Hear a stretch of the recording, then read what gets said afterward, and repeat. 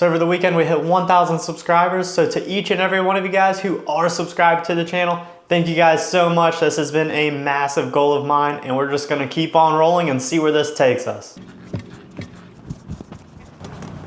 Whoa.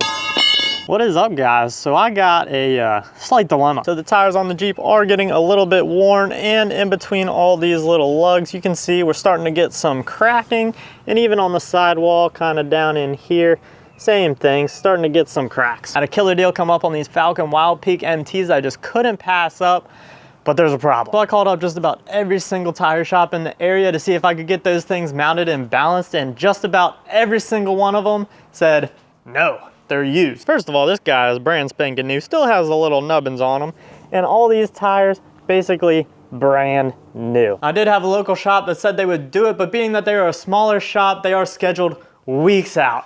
I'm not in any rush, but I'm gonna take it as a challenge and see if I can't get these things mounted myself. And you better believe I'm gonna take it right back to one of those shops that told me they couldn't mount them, and they're gonna balance them.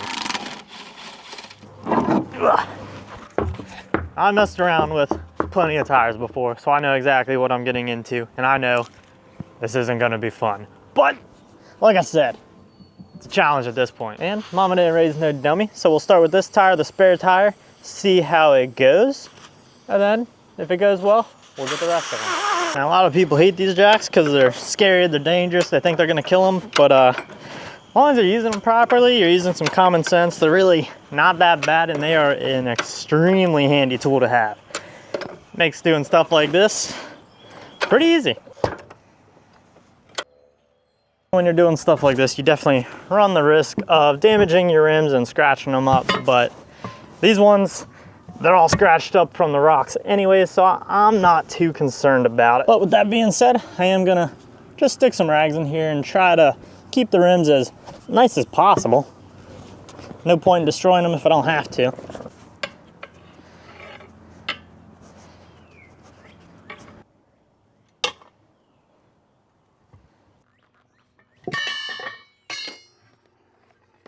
First tire's off, that wasn't too bad. Now, I did pick up some of this bead lubricant, so I'm gonna give that a shot. It probably would have been nice trying to get that tire off, but better late than never. Guess we're good to grab a new tire and see if we can't get that on this rim. Better evict all these spiders. Now, I'd imagine with this lubricant, that rim's just gonna pop right on there. I'll throw a link in the description if you guys want to buy some of this stuff. If there's no link down there and you see me struggling, it's probably not worth it.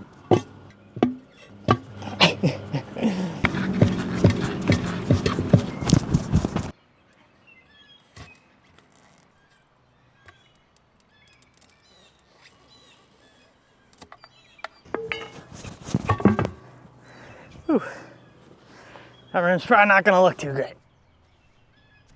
Luckily, I got nothing better to do today, I guess.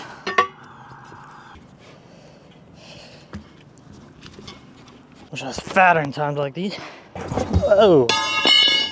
Jeez. Just little bites. This thing's gonna fly and kill me. Ooh, should be the last bite. Oh gosh. This is stupid.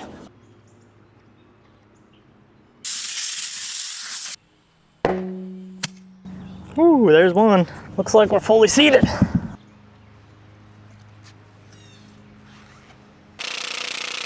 So those old tires were LT 255s.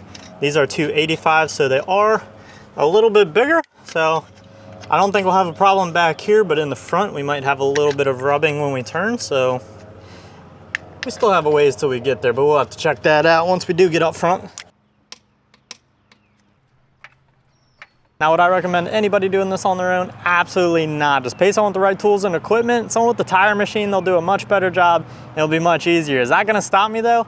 Absolutely not. I still got 4 more tires to go. Second one is on, and the third one is ready to go. Jeep's got a little bit of a stance to her. 3's on, number 4 in the spare. Did it all before sundown. Look at that. And there you have it, guys. For a total cost of $77.36, we got our tires mounted and balanced.